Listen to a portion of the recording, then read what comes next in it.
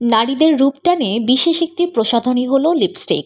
এমন বহু নারী রয়েছেন যারা নিয়মিত লিপস্টিক ব্যবহার করে থাকেন।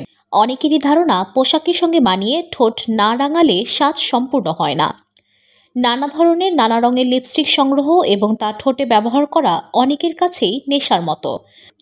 তা থেকেও কি ক্যান্সার মাথাচাড়া দিয়ে উঠতে পারে? কিন্তু এই প্রসাধনীটি থেকে যদি ক্যান্সার হয় তাহলে উপায় কী?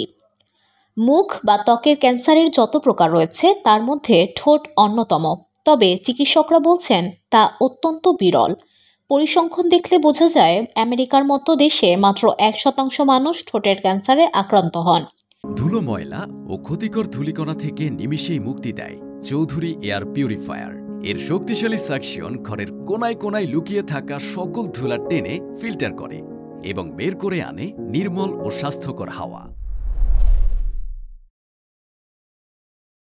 ভারতের ক্ষেত্রেও সংখ্যাটা হাতে গোনা। পাবমেড জার্নালে প্রকাশিত একটি গবেষণাপত্রে দেখা গেছে এদেশে যত প্রকার ক্যান্সারের বাড়বাড়ন্ত রয়েছে তার মধ্যে মুখগহ্বরের ক্যান্সারের স্থান বেশ উপরের দিকে।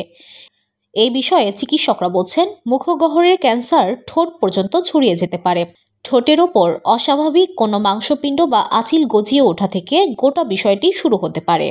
ছোট্ট একটি ব্রণ কিংবা বোতামের মতো দেখতে সেই মাংসপিণ্ড চিকিৎসা বিজ্ঞানের পরিভাষায় যা স্কোয়ামাস সেল নামে পরিচিত, তেমন কিছু সতর্ক হতে হবে।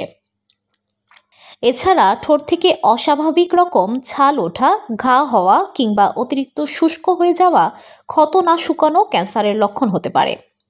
তবে এই ধরনের উপসর্গ মূলত ঠোঁটের নিচের অংশ অর্থাৎ অধরেই বেশি দেখা যায়। শহরের সরকারি একটি হাসপাতালের রেডিওথেরাপি বিভাগের সহযোগী অধ্যাপক ডাক্তার চৈতিপর্ণা দাস বলেন, এ নিয়ে বিশেষ তথ্য প্রমাণ নেই। তবে লিপস্টিকে তো নানা ধরনের রাসায়নিক থাকে, তার মধ্যে কোনোটি যদি ক্যান্সার কারক হয় সেখান থেকে ক্যান্সার হওয়া অস্বাভাবিক নয়। তবে ঠোঁট বা মুখগহ্বরের ক্যান্সার হয় মূলত তামাকজাত দ্রব্য ব্যবহারের ফলে।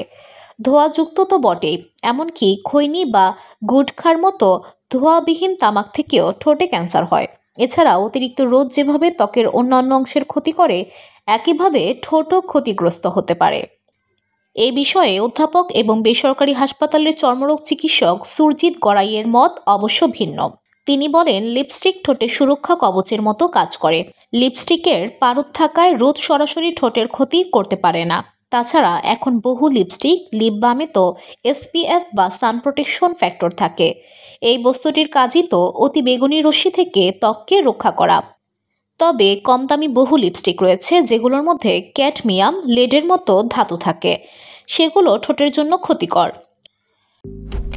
মালয়েশিয়ান প্রযুক্তিতে তৈরি অত্যাধুনিক cleaning machine modern vacuum cleaner যে কোনো ধরনের ধুলো ময়লাকে পরিষ্কার করে ঘরকে করে তুলুন চকচকে ও আকর্ষণীয়।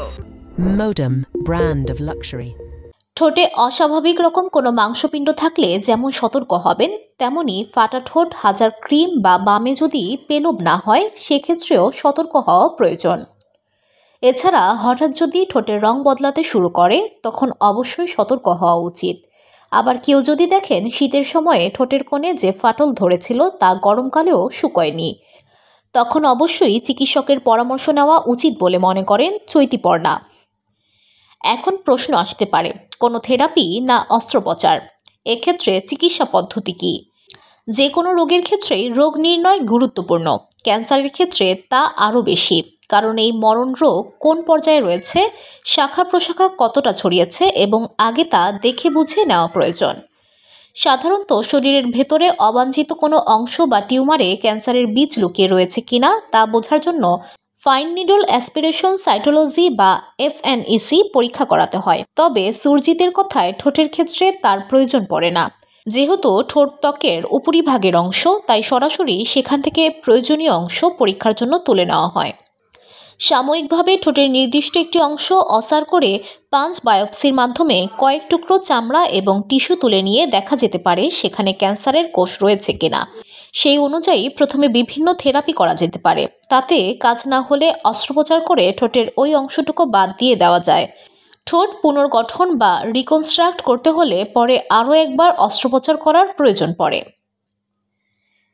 ঠোঁটের ক্যান্সার রুখতে কোনোভাবেই তামাক ব্যবহার করা চলবে না, এমনকি নিয়মিত মদ পান করলেও বিপদ বেড়ে যেতে পারে।